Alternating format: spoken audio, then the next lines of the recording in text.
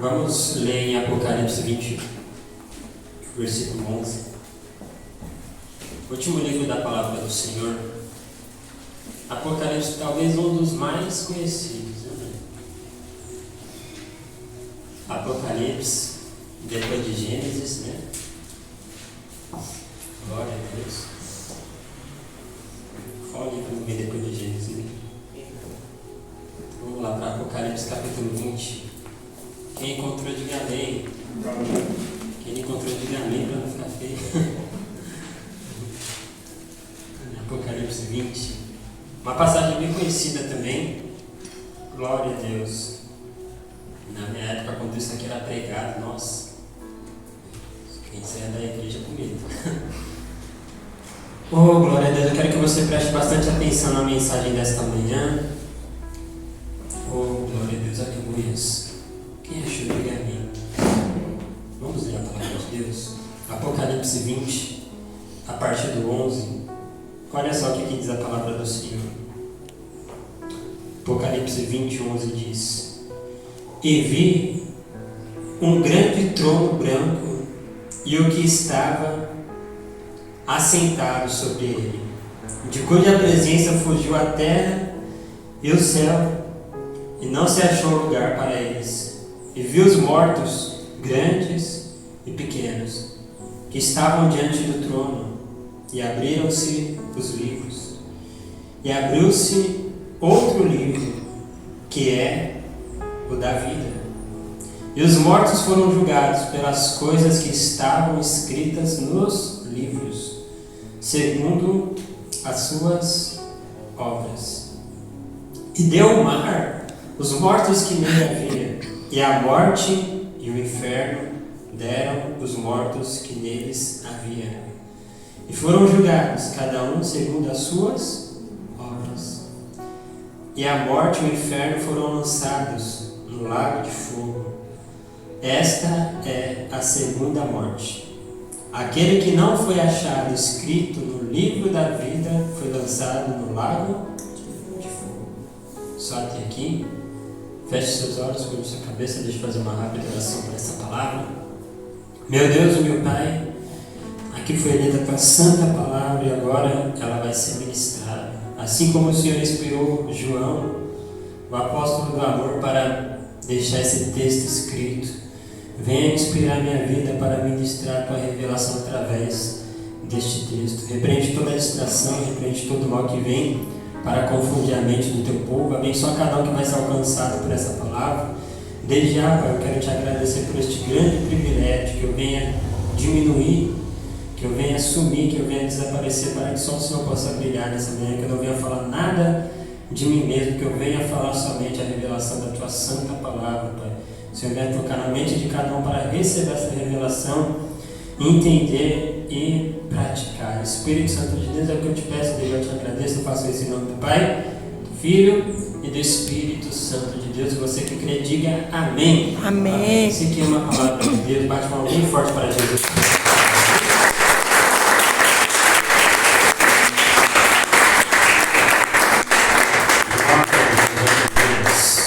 Oh, glória a Deus. Irmão, é um texto do Apocalipse, é lógico que é um texto que fala acerca do fim dos tempos.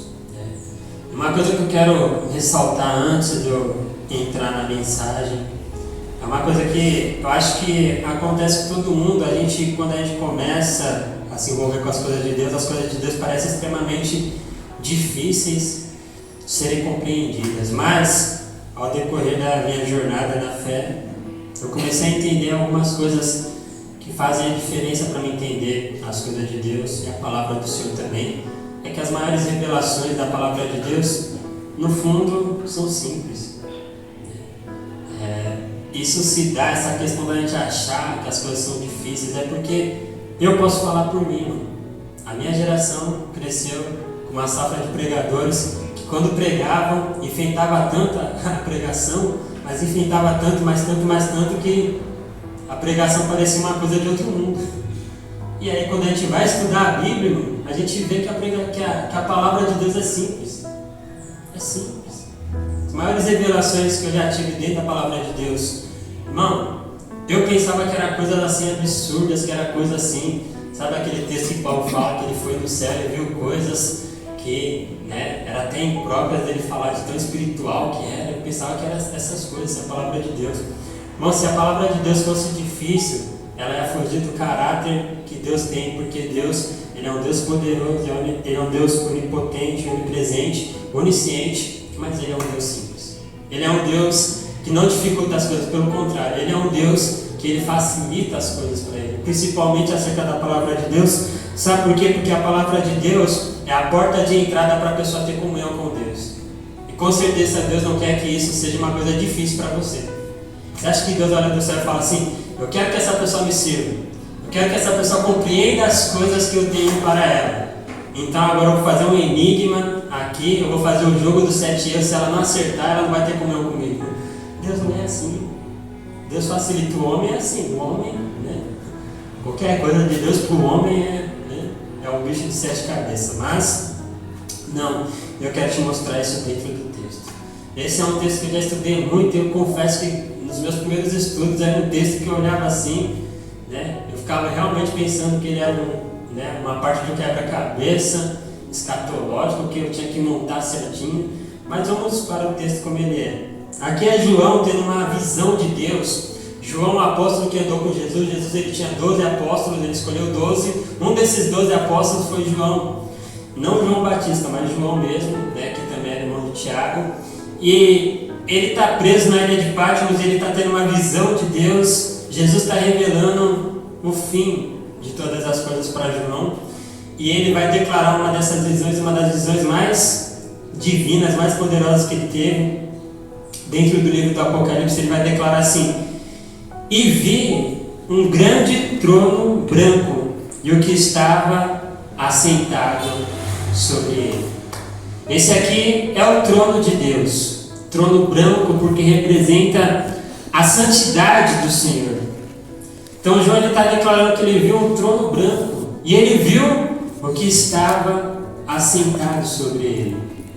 Isso é uma coisa que a gente não vai ver. Se você estudar a palavra de Deus, você vai ver que isso não é uma coisa normal, não é uma coisa assim que acontece com frequência mesmo dentro dos grandes homens de Deus. Grandes homens de Deus, né, não foram todos que tiveram esse privilégio de ver o trono de Deus, e não só de ver o trono, mas também de ver aquele que estava assentado sobre o trono. Então ele está declarando que ele conseguiu ver o trono branco e o que estava assentado sobre o trono. Por quê? Porque ele tinha intimidade com aquele que estava assentado sobre o trono. Porque quem que estava assentado sobre o trono? O Cordeiro. Ele vai declarar isso um pouquinho antes.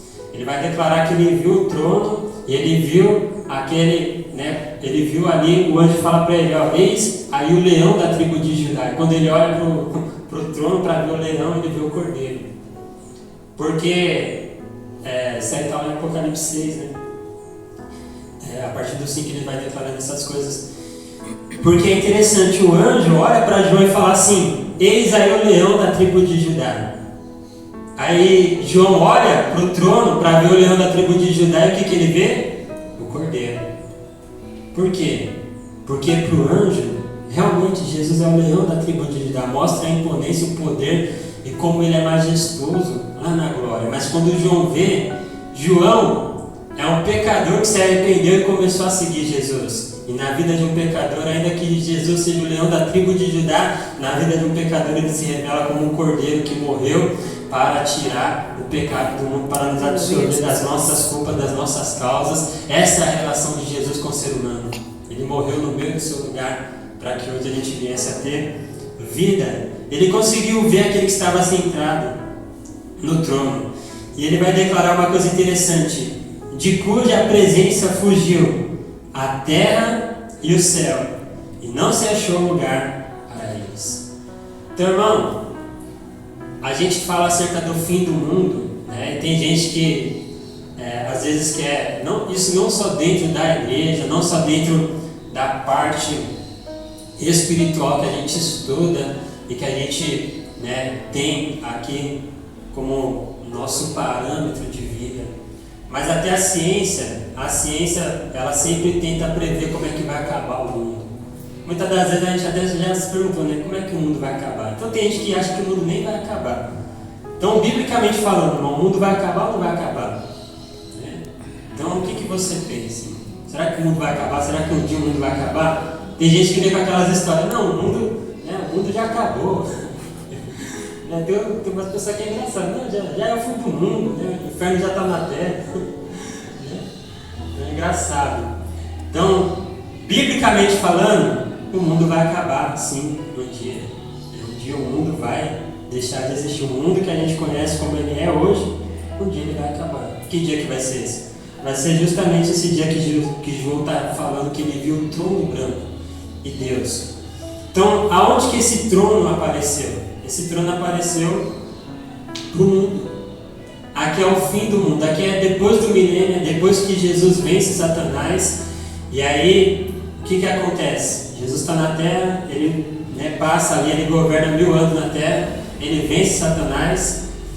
E depois de tudo isso, o que acontece? O trono de Deus se manifesta. Quando o trono de Deus se manifesta, olha o que a palavra de Deus vai falar. Cuja a presença fugiu a terra e o céu, e não se achou mais lugar para eles. Ou seja, deixou de existir.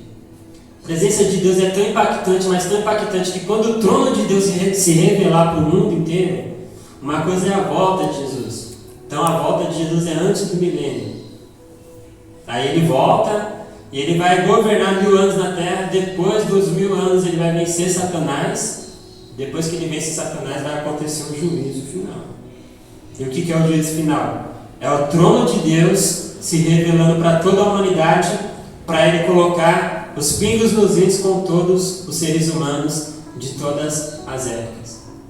Desde o primeiro homem até o último. Quando o trono de Deus se revelar, acabou tudo. Os céus e a terra não vai ter mais lugar, não vai ter mais espaço. Quando o trono de Deus se manifesta, a palavra de Deus vai falar assim, que não se achou mais lugar nem para os céus, nem para a terra. Porque aqui não vai ter mais céus, não vai ter mais terra, não vai ter mais, sabe? Não vai ter mais a questão de você recorrer ao parente, ao pastor. Aqui vai ser somente o homem e Deus. Mais nada. Vai ser só eu e Deus. Vai ser só você e Deus. Não vai ter céu, não vai ter terra, não vai ter casa, não vai ter igreja, não vai ter religião, não vai ter catolicismo, não vai ter umbanda, não vai ter rico, não vai ter pobre, não vai ter nada. Não vai ter dinheiro, não vai ter conta bancária. Aqui nesse dia, o dia do juízo final, o dia que o trono branco de Deus se manifestar sobre a humanidade, é o fim do mundo e só vai ter duas coisas, de maneira bem básica. Deus e o homem, acerto de contas. É isso que vai ter. E a palavra de Deus vai seguir dizendo assim: e vi os mortos, grandes e pequenos. É uma referência tanto que grandes e pequenos seriam os poderosos e os mais humildes, ou seja, ricos e pobres. E aí a palavra de Deus vai declarar assim: que estavam diante do trono. Então, é o que eu acabei de explicar. Diante do trono só ficou a humanidade. Não ficou mais céu, nem terra, nem nada. Só ficou os homens e Deus, para acerto de contas. Aí ele vai declarar uma coisa importante. É tão importante que ele repete mais de uma vez dentro desse contexto. Ele vai falar assim: e abriu-se. Ele vai falar assim: e abriram-se os livros. E abriu-se outro livro que é o da vida. Então abriu-se os livros. Que livros são esses que se abrem no dia do juízo final? Ou que vão se abrir lá no dia do juízo final? Irmão, é uma referência daquilo que eles tinham na época deles, livros, as epístolas. Mas esses livros é o registro da vida de todo ser humano que já passou pela face da terra. O que são esses livros? Então entenda isso. Lá no céu, lá na glória, existe um livro com o seu nome. Existe um livro com o meu nome. Lá na glória, diante do trono de Deus, existem livros e com o nome de cada pessoa que já existiu, cada pessoa viva, cada pessoa que já morreu. E o que tem nesses livros? Tem registrado toda a vida da pessoa. Tudo que ela fez, tudo que ela deixa de fazer. Tudo que estiver relacionado a você está escrito nesses livros, e esses livros estão diante de Deus. Então olha só, Deus, Ele nos conhecia antes da gente nascer.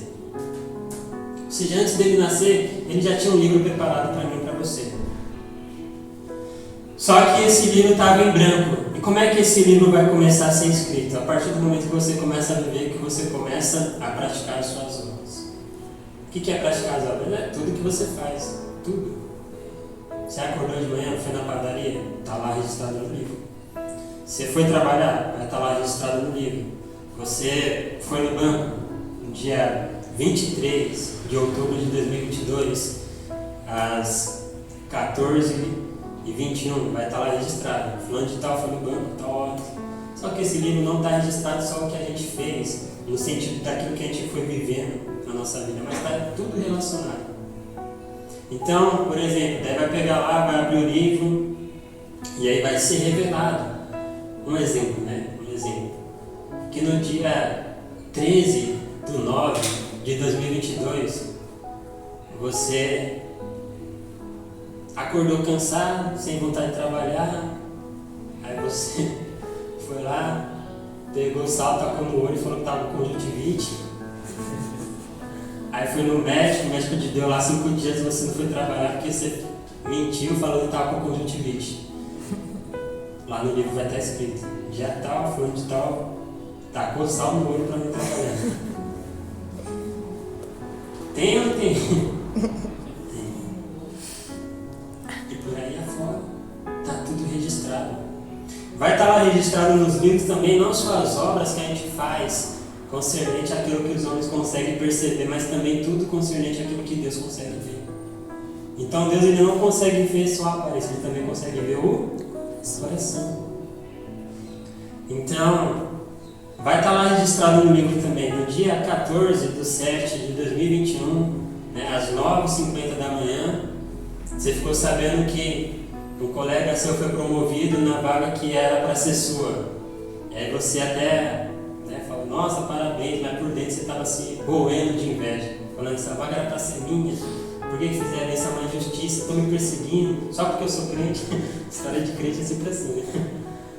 Aí vai estar lá no livro também, no dia 13/7/2021, às 9h50 da manhã, você foi falso porque você fingiu que estava alegre com a alegria do próximo, na verdade você estava cheio de inveja. Vai estar lá no livro, tudo. Vai estar no livro quando você falou que perdoou o seu marido, mas na verdade você não perdoou nada, você ainda está com aquela mágoa no coração. Vai estar lá no livro lá, o dia que você, ali a pessoa foi infiel com a mulher. Vai estar, a mulher não descobriu, mas vai estar lá registrado no livro de Deus, sabe de tudo que a gente faz. Os livros são isso, são todas as obras das nossas vidas. Só que uma coisa interessante acerca desses livros é que quem escreve ele é você.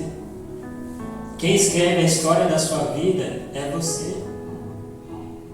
E você vai ser julgado pela história da sua vida. É lógico que pessoas vão fazer parte dela, é lógico que pessoas vão interferir nela, é lógico que pessoas vão até influenciar a história da sua vida, mas isso não vai mudar o fato de que quem vai definir ela, no final das contas, é você. Porque esse livro também é definido no conceito de livre-arbítrio que Deus colocou na vida de cada um. Deus te deu livre-arbítrio para você fazer as suas escolhas. Você pode até ter influência de alguém, mas no final, aquilo que você decidir vai recair sobre você e vai ser registrado no livro da sua vida. Por exemplo, vai ter lá registrado, quando você tinha 14 anos, um coleguinha seu pulou o muro da escola para capular a aula e falar assim, vamos? E aí você ficou pensando, né? Ficou que nem aquele desenho animado, ficou, a voz do Espírito Santo falando, olha, não faça isso, capular a aula é errado, fica na escola, daí vem a voz do Satanás também, vai lá, na escola é matemática, quando é que você vai usar matemática na vida? Matemática você não usa para nada, Você vai lá na padaria, pede 5 reais de pão, a mulher te dá 10 e ainda fala que ficou faltando. Aí você olha assim, pra que você vai usar matemática na vida? Pra tudo. Porque... Então, daí você foi lá e deu ouvido para a voz do inimigo, deu ouvido para aquela tentação que a menina fez. Vamos pular. Esse professor é mó chato, você vai ficar na aula dele, vamos acabar a aula, melhor. Né? Tá passando Dragon Ball, vai começar Tiquititas, sei lá. Porque o diabo ele sempre vem com as propostas, né? Que é já para convencer a pessoa. Daí a pessoa foi lá e deu ouvido. Mas aí quem decidiu acabar a aula? Ela. Por mais que o amigo chamou, por mais que o diabo tentou, mas no final a escolha foi de quem?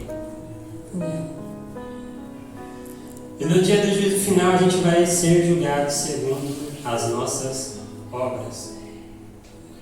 Quem está entendendo isso, diga glória a Deus. Glória a Deus. Por isso que eu falo, aí a gente falando assim, a palavra de Deus é difícil? Difícil não é entender, o difícil é praticar. Põe em prática que é a luta, irmão. Mas olha só, vai ser aberto os livros. E há um certo mistério acerca disso, porque a palavra de Deus fala que todos vão comparecer. Né? Um dos mistérios que tem dentro disso é que a gente não sabe se Deus vai começar a ler o livro da nossa vida diante de todo mundo, isso vai ser uma coisa particular. Né? O Espírito Santo vai chamar cada um, só vem aqui comigo. Agora eu vou chamar. Né? Tem gente que quer que Deus faça só no particular, né? Porque tem gente que vai olhar assim e vai falar, nossa, quando Deus começar a mostrar a minha vida, cada coisa que eu fiz, só o sangue de Jesus para ter misericórdia, não é? Mas, independentemente de como seja, é um fato, um dia isso vai acontecer. A gente vai se apresentar diante de Deus e Ele vai colocar diante das nossas vidas o livro da nossa própria história. E aí não vai ter desculpa, aí não vai ter para onde correr. Aí não vai ter argumento. Sabe por quê? Porque Deus, olha só, Deus é tão poderoso, é tão sábio, que Ele não vai julgar você por aquilo que Ele acha de você. Ele não vai julgar você pelo grau de afinidade que Ele tinha com você. Porque se Ele for julgar a gente segundo o caráter dele, se a gente cair para o caráter da justiça é complicado. Mas a misericórdia de Deus é sempre superior. Ele vai julgar você por aquilo que você fez. A responsabilidade toda é sua. Deus ele tem um poder para definir a sentença. Para falar assim, ó, você é culpado. Ou você está justificado. A última palavra sai da boca do Senhor. Mas na verdade, quem define a sentença da nossa alma são as nossas próprias escolhas, decisões, as nossas obras e aquilo que a gente decide escrever no livro da nossa história com a nossa vida. Então eu quero que você medite nessa manhã. O que você tem escrito nesse livro? O livro da sua história que está diante de Deus. O que você tem escrito nele? A gente tem que pensar nisso. Porque um dia a gente vai ter que dar conta de tudo que está escrito lá. A melhor câmera já faz parte do projeto de Deus. São seus olhos. Seus olhos vão revelar para Deus tudo que você fez, tudo que você viu, aonde você foi. A sua mente, melhor HD que existe, sua mente, vai estar tudo gravado lá. Deus ele só vai rebobinar aquilo que está aí dentro, aquilo que você já viu, aquilo que você já fez, as escolhas que você decidiu, as intenções que você teve na sua vida, a maneira como você se comportou. Isso é uma coisa que ninguém escapa, vai acontecer com todo mundo. Essa palavra não é só para quem aceitou Jesus, essa palavra é para a humanidade toda. Porque um dia todos os seres humanos vão ter que comparecer diante de Deus. Todos. E não só os seres humanos, mas todos os seres. A gente vai chegar lá. A palavra de Deus vai declarar uma coisa interessante. No 12 mesmo, na parte B, vai falar: e abriu-se outro livro que é o da vida. Aí vai falar: os mortos foram julgados pelas coisas que estavam escritas nos livros segundo as suas obras. Olha só o 13. Deu o mar os mortos que nele havia, e a morte e o inferno. Isso aqui é interessante. Deram os mortos que neles haviam, e foram julgados, cada um segundo as suas obras. Olha o 14. A morte e o inferno foram lançados no lago de fogo. Esta é a segunda morte. Uma coisa assim que me chamava a atenção era isso, né? Só para concluir, ele vai falar no 15: aquele que não foi achado escrito no livro da vida foi lançado no lago de fogo, que é a segunda morte. Isso aqui, eu confesso que às vezes eu tinha dificuldade para entender isso. O que é a segunda morte? Né? E é por isso que eu falo que é umas coisas tão simples que estão na palavra de Deus, a gente ficar pensando assim: nossa, a segunda morte, o que será que é a segunda morte? Né? Se é a segunda, significa que ela vem depois da primeira, né? Já está falando, está vendo como é simples de entender? É a segunda morte. A segunda morte vem depois da primeira. Mas qual que é a primeira? Fácil também, né? Qual que é a primeira morte? Natural. É a morte física. É a morte que nenhum homem escapa, não é? No ser, né? Foge a regra aqueles que estão salvos em Cristo Jesus e vão ser arrebatados. Mas olha só. A primeira morte é a morte física, é a morte que está escrito lá, né? Em Hebreus fala assim que depois da morte segue-se o juízo e o homem foi dado morrer uma só vez. Então olha só, a primeira morte é a morte física, é a morte que o corpo vai padecer, é a morte que a gente vai ter, sabe? É aquilo que vai chegar na vida de todo mundo alguma hora. Uma hora, né, a pessoa vai acabar morrendo. Seja de condições naturais, seja por causa de uma enfermidade, seja por causa de de um acidente. A primeira morte é a morte do corpo físico. É a morte que a gente vai passar, é aquela morte que vai chegar um dia, né? É a morte que vai vir. Então é aquela coisa que as pessoas falam, né? Tem gente que você vai consertar um sapato, né? A pessoa conserta o sapato, faz o sapato parecer novo. Aí a gente fala assim: nossa, deu jeito mesmo, né? O que eles falam? Aqui só não dá jeito para morte. Antigamente eles falavam só isso, agora eles estão falando assim também: aqui só não tem dinheiro e não dá jeito para morte. Porque tá difícil.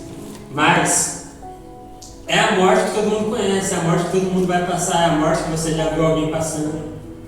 E o que é a segunda morte? Por que João usa esse termo, a segunda morte? Porque olha só, vamos entender o que está sendo falado no texto. Está sendo falado que ele viu o trono de Deus, os céus e a terra fugiram, só ficou Deus e a humanidade, e aí Deus requisitou todos os seres humanos, todos que estavam vivos até o presente momento, no caso aqui do dia do juízo final, aqueles que já morreram, Deus também chamou, falou assim: agora vamos para o juízo final, vamos para o julgamento eterno. E aí a palavra de Deus vai falar assim, que a morte, ou seja, todos que morreram, compareceram diante de Deus. E aqueles que também estavam no inferno também compareceram diante de Deus. Mas daí a gente pensa assim: a pessoa já está morta, como é que ela vai comparecer diante de Deus se ela já está morta? Então fala assim que todos compareceram diante de Deus. Vamos ver aqui, ó. Ele vai falar no 13, né? E deu o mar os mortos que nele havia, e a morte e o inferno deram os mortos que neles havia. Os mortos compareceram diante de Deus como? Mortos? Não. No dia do juízo final, o que vai acontecer? A ressurreição do último dia. Jesus fala para Marta e Maria se elas acreditavam que Lázaro podia ressuscitar. O que elas respondem? Sim, nós sabemos que ele vai ressuscitar na ressurreição do último dia. O que é a ressurreição do último dia na cultura judaica? Eles entendem que no último dia todos vão ressuscitar para comparecer diante do trono de Deus, e isso é verdade. Então, o que vai acontecer no dia do juízo final? Acabar o mundo. Vai ficar só o trono de Deus e a humanidade. Só que todos aqueles que morreram vão ressuscitar e comparecer diante do trono de Deus. Por quê? Porque é um juízo definitivo. É o juízo final. Depois desse juízo não tem mais nada. Depois desse juízo é uma novo céu, nova terra, e acabou a maneira como a gente conhece hoje. Quem está entendendo, diga glória a Deus. Glória a Deus. E por ser um juízo definitivo, não vai ser um juízo que vai ser aplicado somente à alma do ser humano. Como é um juízo definitivo, é um juízo que tem que ser aplicado no corpo, na alma, no espírito. Por isso que a pessoa vai ressuscitar e vai comparecer diante do trono de Deus. Porque ela vai ser julgada. Aí você entende uma coisa. Qual que é o parâmetro do juízo? Os livros que estão lá no céu, que tem escrito o quê? A vida de todos que passaram na face da terra. Só que, para você escrever nesse livro da sua história, da sua vida, você tem que ser um ser de corpo, alma e espírito. Porque o que vai definir são as obras que você consumou no seu corpo. Então, como é que Deus vai julgar sua alma se o que você praticou que estava nos livros também diz respeito àquilo que você fez com o seu corpo? Então, no livro vai estar lá todas as obras que a gente fez com o nosso corpo. Obras impuras, prostituição, vícios, bebedice, vai estar lá registrado. E a gente vai dar conta disso. Porque a palavra de Deus fala que o nosso corpo é o templo do Espírito Santo. Olha só que coisa extraordinária. Deus projetou um templo para o Espírito Santo dele habitar. E sabe onde que é esse templo? O seu corpo. O meu corpo. A maneira como a gente lidar com o nosso corpo, irmão, é algo que vai pesar e muito no juízo final. O que você tem feito com o seu corpo? Por onde você tem levado o seu corpo? Quais são as obras que têm definido o seu corpo? Então vai estar lá, se a pessoa se prostituiu, vai estar lá, né? Dia 9/6 de 2019, meia-noite e 35, a pessoa, né, estava se prostituindo. Vai estar lá, registrado. Vai estar tudo. Né? Dia 10/5 de 2017, a pessoa usou o corpo dela para matar outro ser. O corpo que era para ser o templo do Espírito Santo. Como é que você tem utilizado seu corpo? O que você tem feito com as suas mãos? Vai estar lá registrado, né? Dia tal, do ano tal, tal hora, tal segundo, a pessoa usou a mão dela para esganar o outro, para atirar no outro, para mostrar o dedo para o outro. Mas vai estar. E isso a gente, as obras que são escritas, elas são definidas por tudo que a gente faz no nosso corpo. Quem está entendendo isso? Diga glória a Deus. Glória a Deus. Então o que vai acontecer no dia final? Todos vão ressuscitar. Aí a pessoa já morreu. Aí ela foi lá e ressuscitou. Já pensaram ali, nossa, que alívio, voltei. Agora você vai ser julgado. E se o nome não tiver escrito no livro da vida do Cordeiro, o que vai acontecer com a pessoa? Vai morrer de novo. Por isso que é a segunda morte. Que ela vai ser julgada no corpo, na alma, no espírito. E aí a pessoa já passou por uma morte terrena. Ela já passou por uma morte natural que a gente tem hoje. Ela já passou por essa morte. Essa é a primeira morte. Mas aí no dia do juízo final a pessoa vai ressuscitar para ser julgada por Deus.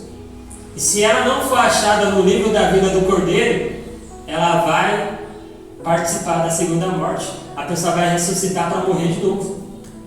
Por isso que é a segunda morte. Quem entende isso, diga glória a Deus. Glória a Deus. Agora deixa eu te falar, não é fácil? Fácil. Segunda morte, por quê? Porque é depois da primeira. Por que é a segunda? Porque a pessoa vai ressuscitar para dar conta de tudo aquilo que ela fez diante de Deus. Está escrito nos livros. Só que se ela não for achada escrita no livro da vida, que é o livro do Cordeiro, que é o livro que pertence a Jesus, ela vai passar pela segunda morte, vai morrer de novo. Só que a segunda morte é definitiva. Não vai ter mais chance. A palavra de Deus fala que quem é fiel a Deus não vai passar pelo dano da segunda morte. E aí eu quero ler um texto, se você puder, lá em Romanos 8. Se você puder acompanhar, se não você anota aí, depois você lê. Romanos 8. Quem está entendendo, diga glória a Deus. Glória a Deus. Romanos 8, a partir do versículo 1, uma coisa interessante para a gente entender, tem a ver também com o dia do juízo final. Romanos 8, a partir do versículo 1, diz assim a palavra de Deus.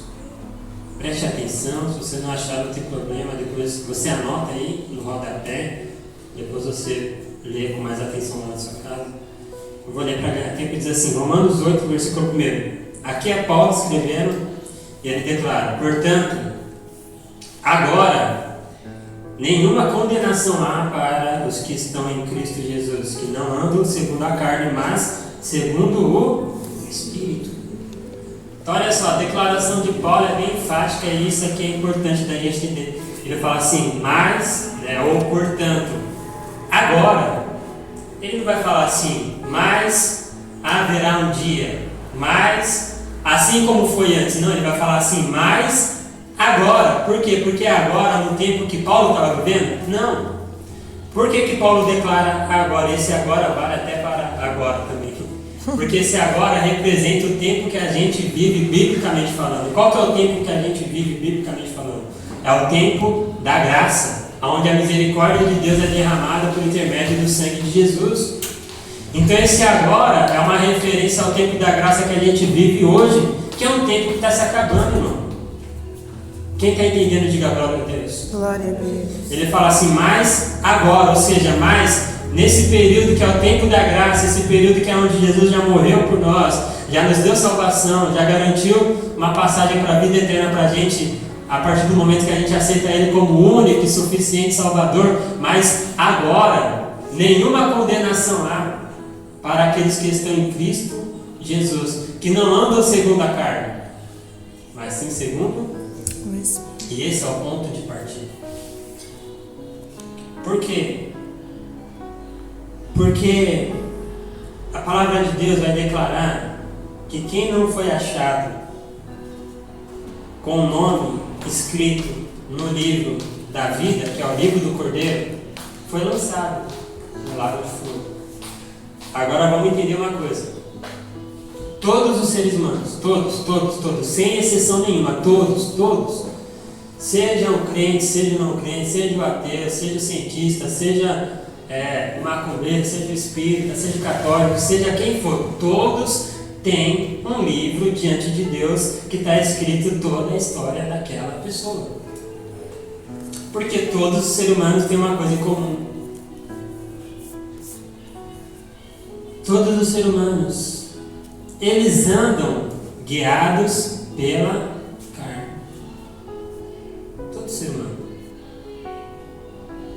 Só que a palavra de Deus vai falar assim: todo aquele que não foi achado com o nome escrito no livro da vida do Cordeiro, ou no livro da vida, né?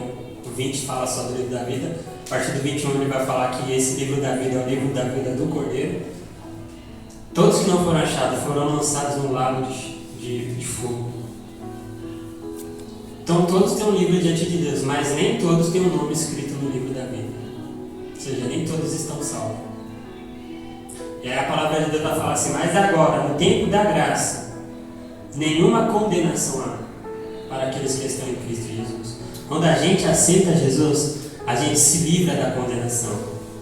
A gente vai para o juízo final, não como réu, mas como alguém que já foi absolvido por Deus. Aleluia! Você tem que entender isso.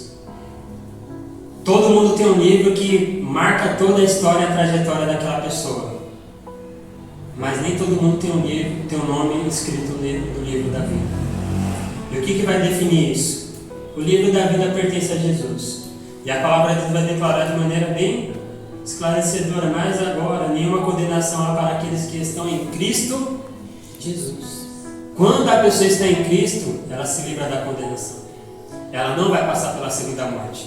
Quando ela está em Cristo, não há outro caminho. Somente Jesus para nos livrar da segunda morte, do juízo eterno de Deus sobre a face da humanidade. Ele vai falar assim: aqueles que não andam segundo a carne, mas que andam segundo o Espírito. O livro da vida de cada um vai anotar e vai deixar escrito as obras que a nossa carne produz. E nenhuma obra que a carne produz tem poder suficiente para nos justificar diante de Deus. Entenda isso. Nenhuma obra que a nossa carne produz tem capacidade alguma para nos livrar da condenação dos nossos pecados. Nenhuma obra. Você pode fazer a melhor obra na carne que seja, E o que são as obras na carne? É tudo que você faz sem Jesus. De maneira bem resumida, para você entender bem direitinho. O que são as obras da carne? É tudo que você faz sem Jesus. E aí começa lá os pecados, os erros, as coisas erradas, as burrices também, né? Que a gente faz sem Jesus, a gente comete muito erro. E as obras carnais que não pertencem ao reino de Deus, mas que pertencem ao reino humano, reino físico, reino terreno. Seja qual for a obra natural da carne que você produza, elas não têm poder para te justificar diante de Deus. No juízo final não vai adiantar de nada. Por quê? Porque a carne em si, ela produz muitas obras condenáveis, obras abomináveis pelo Espírito Santo, mas ela também produz obras que, sabe, diante de Deus, se a gente for pegar um ditado popular, é aquela coisa que nem sobe nem desce. Tipo, se Deus fizer, se você fizer, Deus não vai falar assim, nossa, me desagradei com você por causa disso aí. Mas se você não fizer também, para Deus não vai fazer diferença, porque são coisas que pertencem à nossa vida aqui na terra. Qual que é o nosso problema? É porque tem algumas obras que a gente faz segundo o nosso ser carnal que somos e que a gente está vivendo aqui nessa terra hoje. A gente acaba fazendo algumas obras que às vezes são até boas, e por serem boas a gente acha que a gente está bem com Deus porque a gente está fazendo algumas coisas boas segundo a carne. Por exemplo, trabalhar. Irmão, você acha que você vai para o céu? Ah, irmão, acho que eu vou. Por quê? Porque eu sou um cara muito trabalhador. Irmão, você acha que você vai para o céu? Vou. Por quê? Porque eu nunca matei ninguém. Parabéns. Como se estivesse na regra, né? Matar fosse normal. Não, matar já não é normal. Isso era uma coisa que não era nem pra gente achar que é grande coisa pra gente. Nunca matei ninguém na minha vida. Olha como sou uma pessoa boa. Nossa, é o parâmetro agora? Não é. Irmão, por que você acha que você vai para o céu? Porque eu não sou preguiçoso. Eu acordo todo dia às 5 horas da manhã para ver o que a vizinha está fazendo. Tem umas pessoas que acordam às 5 horas da manhã para trabalhar, não. Aí a pessoa dá aquela história assim, não, vou barrer o quintal. A pessoa está varrendo o quintal do vizinho já. Mas tem pessoa que realmente acorda às 5 horas da manhã, vai caminhar, vai fazer alguma coisa ali, né? Vai tomar suco de laranja e tal. Né? Aí a pessoa olha isso e fala assim, não, tenho certeza que Deus não vai me mandar para o inferno. Por quê? Porque eu acordo cedo, porque eu trabalho, por quê? Porque eu sou um bom filho, porque eu nunca cheguei atrasado no meu trabalho. Tem como ir para o inferno? Não tem. Por quê? Porque eu nunca cheguei atrasado no meu trabalho. Por que você acha que você vai para o céu, irmão? Não é porque essa aqui é a mentira mais mentirosa que existe. Porque eu nunca menti na vida. É lógico que a gente sabe que quem mente é filho do diabo. Mas, irmão, ser humano, não. A gente tem uma tendência, sabe? Principalmente quando a chapa vai esquentar pro lado da pessoa. Rapidinho ela, né? Quem foi que fez isso? Nossa, não fui eu não. Quando eu cheguei já estava assim. Estou falando da nossa vida cristã, não confunda, amém? Porque eu vou chegar na vida cristã. Mas essa é a vida natural do homem, a gente vive assim, a gente acha que está tudo certo, está tudo bem, que Deus está se agradando da gente, e a gente está vivendo desse jeito aqui maravilhoso, né? A gente não tem inimizade com ninguém, a gente fala com todo mundo, a gente parece um político quando passa na rua, cumprimenta, beija até as crianças, né? A gente acha que a gente está bem por causa disso, não é? Não, estou bem com Deus porque eu falo com todo mundo na rua. Estou bem com Deus porque sabe, porque eu pago minhas contas em dia.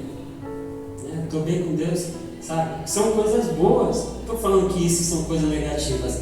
Mas a gente tem uma tendência a achar que porque tem algumas obras boas que a gente faz referente à nossa vida terrena, a gente já está bem com Deus. Não é verdade.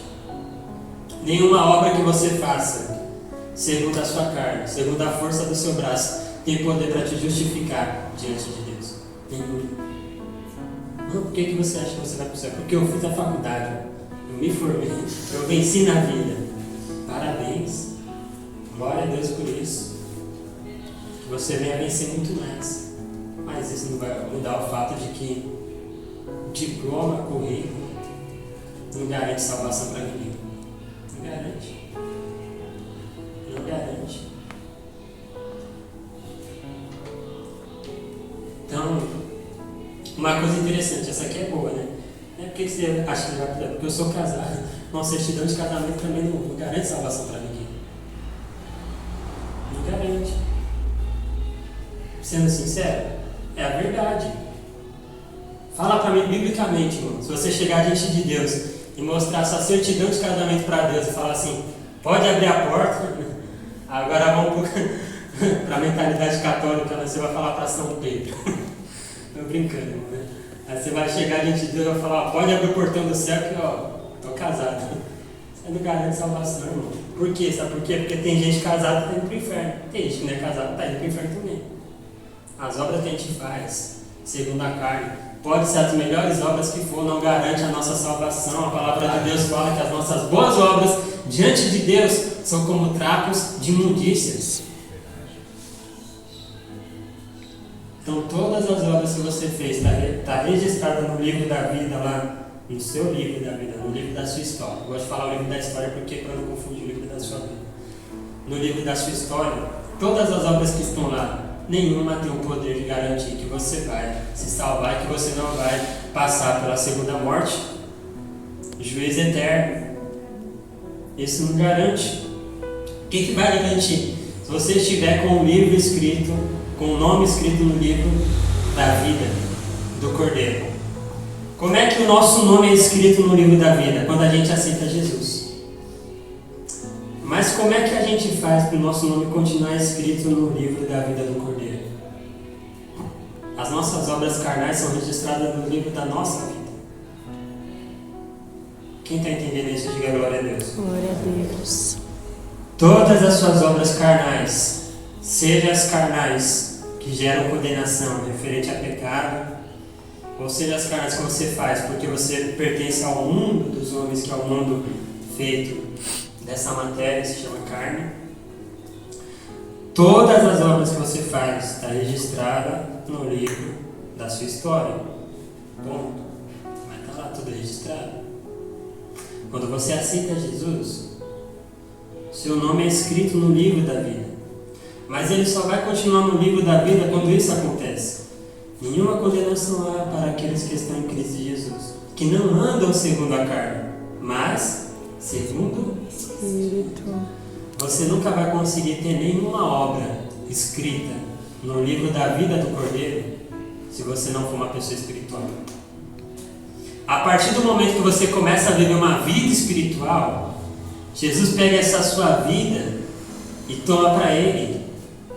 E de maneira espiritual, você vai poder confessar que já não é mais você que vive, mas é Cristo que vive em você. E aí as suas obras vão começar a ser registradas no livro da vida do Cordeiro. Obras espirituais, vai estar lá registrado. Essa pessoa abandonou a maconha, abandonou a prostituição, abandonou as drogas, abandonou, as coisas erradas que o mundo oferecia para ela. Por quê? Porque ela me aceitou, ela colocou a minha vida em primeiro lugar, ela colocou, o meu ser como Salvador em primeiro lugar na vida dela. Isso vai estar registrado no livro da vida do Cordeiro. O seu arrependimento, a sua fidelidade a Deus, a sua honra a Deus, as suas obras espirituais vai estar registrado no livro da vida do Cordeiro, e através disso ele vai conseguir te justificar. Vai estar lá a noite que você chorou na presença de Deus, 3 horas da manhã, vai estar registrado no livro da vida, e ele vai te justificar através disso.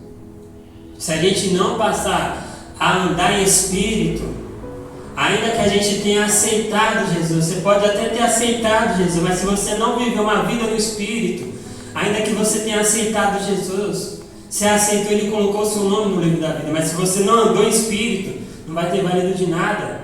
Você vai continuar com as obras sendo registradas só nos livros da sua história carnal.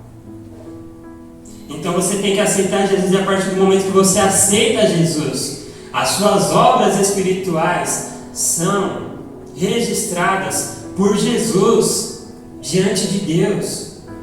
E aí ele vai pegar o livro da sua vida e ele vai ver o final da sua história. E lá no final da sua história é o final da história de todo mundo, irmão. O final está lá escrito condenação.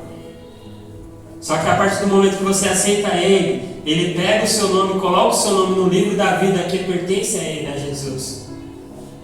E aí ele vai pegar aquele final que está escrito lá na sua história condenação, e ele vai ter o poder de apagar aquele final de condenação e falar assim, esse aqui está escrito no meu livro, e o final para ele não vai ser mais condenação, vai ser salvação. Aleluia, Jesus. Por quê? Porque está escrito aqui, portanto agora nenhuma condenação há para aqueles que estão em Cristo Jesus. E se a gente não vai ser condenado, como é que a gente vai ficar no dia do juízo final? Se você puder, me acompanha lá em 1 Coríntios 6. Se ficar difícil, é só ir um livro para frente aí, depois de Romanos. Mas qualquer coisa você só ouve, anota aí, depois você estuda direitinho. 1 Coríntios 6, o versículo 2.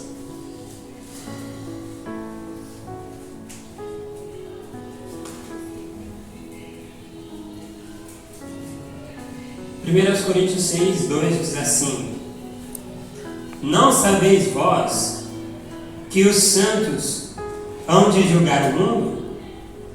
Ora, se o mundo deve ser julgado por vós, sois porventura indignos de julgar as coisas mínimas? Olha o 3: não sabeis vós que havemos de julgar os anjos? Coisa tremenda. Quanto mais das coisas pertencentes a esta vida. Então olha só o contexto para você entender. Por que Paulo está falando isso para a igreja de Coríntios? Porque estava tendo muita discussão, estava tendo muita briga, estava tendo muita questão ali dentro da igreja. Então se a gente trouxe para o dia de hoje, daí o que estava acontecendo? Os irmãos da igreja estavam pegando outro irmão da igreja e estavam levando diante dos governadores para falar, ó, esse irmão aqui comprou uma coxinha na cantina e não pagou. Está me devendo. Aí o governo ia lá e aplicava a justiça. Prendia, na época prendia. Na época estava devendo, se era preso, daí sim quitasse a dívida não soltava. Mas era o que estava acontecendo. Então, estava acontecendo essas situações. O que Paulo estava instruindo? Que a igreja tinha que ter maturidade para resolver as questões dela dentro dela mesma. Só que ele vai revelar uma coisa interessante. Ele vai falar assim, ó, não sabeis vós que os santos hão de julgar o mundo? Aí vamos entender uma coisa. Quem são os santos? Santo não é a pessoa que foi ali considerada divina por causa de uma religião. A religião olha para aquela pessoa, mas essa pessoa foi uma santa e tal. Aí faz uma imagem para aquela pessoa, considerando ela uma santa. Não. Quem são os santos diante da palavra de Deus? Santo é todo aquele que foi justificado por Jesus e a partir do momento que foi justificado por Jesus, passou a viver uma vida espiritual. O que é santidade? É se reservar para Deus, se separar para Deus, estar consagrado para Deus, estar pronto para ser usado por Deus. São as definições de santidade. Então santidade nada mais é do que se reservar para Deus, decidir não se contaminar com coisas pecaminosas.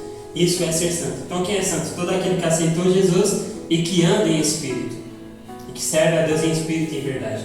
São os santos. A palavra de Deus fala assim: não sabeis vós que havemos de julgar o mundo? Quem? Os santos. Quem são os santos? Que aceitou Jesus. Os que não andam mais segundo a carne, mas andam segundo o Espírito.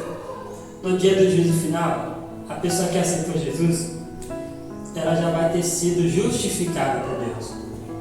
Como igreja, a gente já vai ter sido arrebatada. E lá no dia do juízo final, Deus, ele vai ser o juiz. A humanidade que não aceitou Jesus vai ser o réu. E os santos vai ser o júri. Qual que é o papel do júri? O papel do júri também é julgar a causa do réu, em concordância com o juiz, chegar a uma definição daquele julgamento. Então, a escolha que Deus definir, o júri que é a igreja vai, a palavra ali também vai ser como assim, tipo, Deus vai falar assim: felizmente essa pessoa não me aceitou, não quis viver uma vida santa, não quis andar e me servir em espírito e em verdade. Então, infelizmente, não vai dar para mudar aquele final de condenação na vida dela. A gente, como igreja, vai falar: felizmente, vai vai ter que seguir a sentença. Mas a gente em si já vai ter sido justificado pelo sangue de Jesus. Nós vamos julgar o mundo com quem? Com Deus. Deus no trono branco e a gente no júri. A gente vai julgar. A gente também vai... Por que isso vai acontecer? Porque nós, como igreja, somos a testemunha de Deus na terra. E nós, como igreja, também vamos ser testemunha de Deus no dia do juízo final. Infelizmente, irmão, vai ter aquela pessoa que a gente falou de Jesus para ela e ela não aceitou Jesus. Vai ter aquela pessoa que a gente convidou para vir para o culto e ela não veio para o culto. Vai ter aquela pessoa que a gente cansou de falar das coisas de Deus para ela e ela entrava para o ouvido e saía para o outro. No dia do juízo final a gente vai se encontrar. A igreja vai estar como júri, e aquela pessoa como réu. E quando ela olhar para você no júri de Deus, ela vai se lembrar que ela teve a oportunidade de aceitar Jesus. Ela vai se lembrar que um dia você foi lá na casa dela, falou de Jesus, orou por ela. Ela vai se lembrar que um dia você entregou um folhetinho da igreja para ela, mas ela pegou, amassou e jogou fora. Ela nem leu o que estava escrito. Ela vai se lembrar o dia que você... Uma coisa que vai ter tanta gente no júri que mandava aquela mensagem: Deus te ama, no WhatsApp, Deus abençoe sua vida. E a pessoa olhava ali e só ignorava. Né? E ainda achava uma coisa chata. Nossa, Simão todo dia manda uma mensagem. Quando ela estiver lá no júri, ela vai se lembrar. Eu podia dar valor àquela mensagem. Eu podia dar valor àquele folheto. Eu podia dar valor àquela oração. Sabe, infelizmente, vai ter gente na cadeira do réu que vai pertencer à sua família, à minha família, infelizmente. Por que eu estou falando isso? Por quê? Porque vai ter gente da sua família que viu você orando 3 horas da manhã. Naquele grande dia ela vai se lembrar que ela pensava assim: nossa, eu achava que aquela pessoa estava ficando doida. Vai ter gente lá da sua família que via você vindo para a igreja todos os dias. Falava assim: já vai para a igreja de novo? De novo? Você não foi ontem? Já vai hoje de novo? Mano. E as pessoas vão ver você no júri, vai ver elas na cadeira de réu e vai pensar assim: nossa, eu poderia estar lá junto com elas. Essa questão do júri e do réu é o que Jesus vai falar nas parábolas. Na maioria das parábolas, quando ele fala acerca do fim do mundo e do juízo final, ele vai falar assim: naquele grande dia vai ser separado, né, as virgens loucas das prudentes, os cabritos das ovelhas, o servo fiel do servo infiel. E qual que vai ser a separação? Vai ser justamente essa: aqueles que vão estar do lado de Deus, justificados e fazendo parte do júri, e aqueles que vão estar diante de Deus, infelizmente, sem estar com o nome escrito no livro da vida do Cordeiro, com a condenação pesando sobre a vida deles. Só que essa escolha ainda está nas nossas mãos. Quem está vivo, diga amém. Amém. Significa que você ainda pode definir o fim da história da sua vida. Como é que você quer que ela acabe? Com o final escrito condenação? Ou com o final escrito salvação? Então você tem que fazer por onde agora, hoje. Porque a primeira morte, ela é inevitável e ela é sorrateira. Você não sabe quando é que ela vai vir. E o problema é que depois da primeira morte, já está definido. Ao homem deu morrer uma só vez, e depois da morte segue-se o... A nossa chance é agora, irmão. A nossa chance é agora. Só para finalizar, em termos de curiosidade, no 13 ele vai falar assim: não sabeis vós, 1 Coríntios 6,3 fala: não sabeis vós que havemos de julgar os anjos? Quanto mais as coisas pertencentes a esta vida. Então, julgar os anjos. Isso aqui eu juro que eu fiquei meio surpreso, né? A gente vai julgar até os anjos. Mas anjo não já está na glória? Já está. O anjo já não está salvo praticamente, a gente vai jogar até o anjo. Aí a gente volta lá para Apocalipse, que fala assim: e a morte e o inferno deu os mortos que neles havia. E aí a questão dos anjos é justamente isso. Por quê? Porque lá no inferno tem pessoas que não aceitaram a Jesus. E tem pessoas também, ou melhor dizendo, tem seres que também traíram a Deus. Então quem que está lá no inferno? Pessoas condenadas, infelizmente, porque não aceitaram Jesus, que teve toda a chance do mundo e não quis o caminho da salvação. E também tem os seres que traíram a Deus na rebelião de Lúcifer. Quem são esses seres? Demônios, os anjos que se rebelaram. Então, olha só que coisa interessante.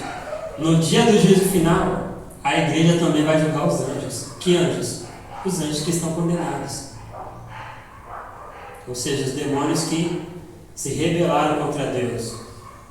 Aqueles que o dragão conseguiu arrebatar a terça parte das estrelas do céu, dos anjos da glória com a sua cauda. Então, naquele grande dia, olha que coisa extraordinária, como servo de Deus. Você já parou para pensar nisso? Não sei se você também já tinha esse conhecimento, mas a gente, como servo de Deus, vai chegar um dia que a gente vai julgar a humanidade junto com Deus. A gente vai julgar também os demônios que traíram a Deus antes da gente existir. Coisa louca, né? Antes da gente existir, os anjos traíram a Deus, e depois, no final de tudo, a gente ainda vai julgar eles juntamente com Deus. Que coisa extraordinária. Mas a questão hoje, irmão, é a gente definir. O cenário já está montado. O juízo de Deus já está programado. O acerto de contas com Deus já está organizado. O que falta ser definido? Naquele grande dia, em que lado que você vai estar? Que classe de pessoa você vai pertencer? Aquelas que foram achadas o nome escrito no livro da vida? Ou aquelas que foram achadas com o nome não escrito no livro da vida? Ter o nome escrito no livro da vida não é só vir para a igreja. É ser fiel a Deus de verdade. É ser crente a Deus, não somente na igreja, mas na nossa vida como um todo. Ter o nome escrito no livro da vida não é só fazer parte da religião evangélica, não. É entregar a vida para Jesus, de verdade, sem olhar para trás. E agora é o momento da gente definir isso, principalmente por tudo que tem acontecido no mundo. Está mais claro do que nunca do que todas as coisas que a palavra de Deus fala acerca do fim dos tempos já está acontecendo. Já está tudo se encaminhando para o final. E no meio de toda essa loucura, no meio de toda essa correria, no meio de tantas contas para pagar, no meio de tantas coisas para dar conta, no meio de tanta responsabilidade com a casa, com a família, com o emprego, com as coisas da igreja, com as coisas desse mundo, com a loucura que a gente está vendo hoje em dia aí, guerra, rumor de guerra, crise mundial, pandemia, a gente tem que despertar. O momento da gente entregar nossa vida para Jesus é agora. O momento da gente se fortalecer em Deus é agora. O momento da gente passar a ser fiel é agora. O momento da gente se consertar é agora.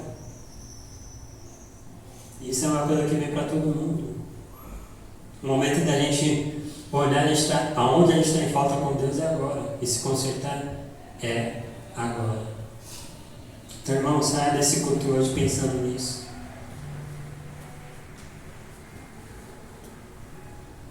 O que tem sido escrito no livro da história da sua vida? E o que você tem conseguido escrever no livro da vida do Cordeiro? Esse vai ser o balanço. A palavra de Deus vai declarar Que Jesus é o firme fundamento. Que a gente escolhe como a gente vai edificar sobre esse fundamento. Se o material da nossa obra vai ser de ouro, de prata, de pedras preciosas, ou de madeira, de palha, de feno, como é que vai ser? Então, entenda isso, sabe?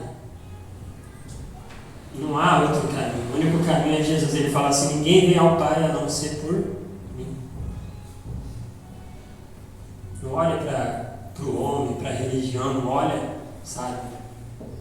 Olhe para Jesus. Entregue sua vida para Jesus. Entregar a vida para Jesus não vai te fazer mal nenhum. Pelo contrário, só vai te fazer bem. Se você pegar firme, então, vai ser melhor ainda. Vai ser melhor, sabe para quem? Para você. Porque ele tem a capacidade de mudar a história da sua vida literalmente. Literalmente. Então medita nisso. Quem entender essa palavra, diga amém. Amém. Você que recebe ela no seu coração, diga glória a Deus. Glória a Deus. Bate palma bem forte para Deus.